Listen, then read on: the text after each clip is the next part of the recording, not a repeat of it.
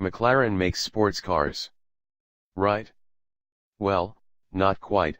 It has until now made supercars like the 650S, and what you might call hypercars like the P1. But Woking has long been previewing its upcoming assault on the sports car market with the introduction of its new, relatively, more accessible sports series. And at long last, here it is.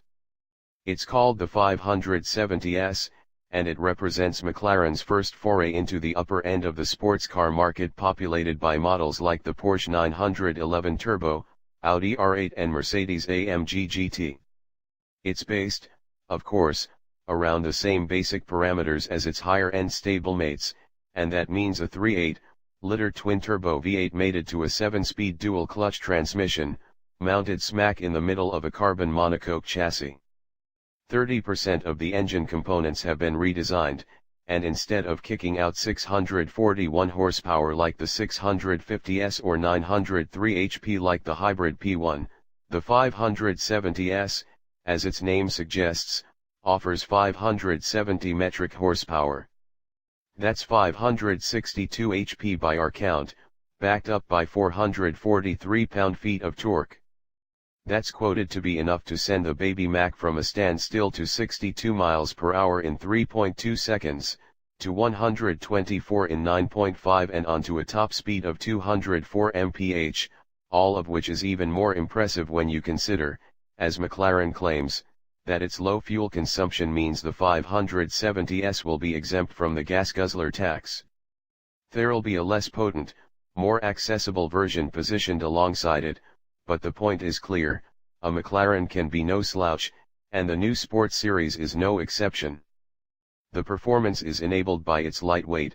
The redesigned monocell 2 chassis weighs just 80 kilograms, 176 pounds, contributing to a 2,895-pound dry weight that McLaren says is over 350 pounds lighter than its nearest competitor, contributing to a power-to-weight ratio of 434 metric horsepower per ton. The tub has been redesigned to allow for easier ingress and egress, making the prospect of using it as a daily driver that much more realistic. It even has the upward swinging dihedral doors that are a signature of every road-going McLaren, and which you'd usually only find on a vehicle a couple of categories up the market. The overall size is roughly comparable to that of a 911 or R8, barely any longer, a little wider and a little stouter in height. It's actually a little longer than the 650S, but shorter than the 675LT, and comes cloaked in aluminum body panels that bear more than a passing resemblance to the shapes of its big brothers. That said, the 570S has design elements all its own, from the latest take on Woking's familiar nose design, past the aerodynamic flying buttresses and concave rear window to the fixed rear wing.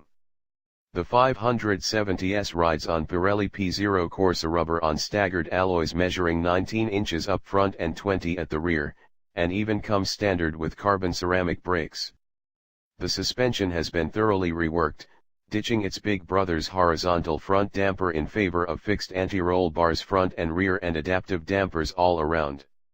Inside, the two-seat cockpit packs a digital instrument cluster, 7-inch touchscreen display, audio systems with 4, 8 or 12 speakers and extensive customization options. We'll see the 570S up close this week at the New York Auto Show. There'll be more variants available in the future as well, in various states of tune and with different body styles. But for now, this already gives us and its German rivals plenty to chew on.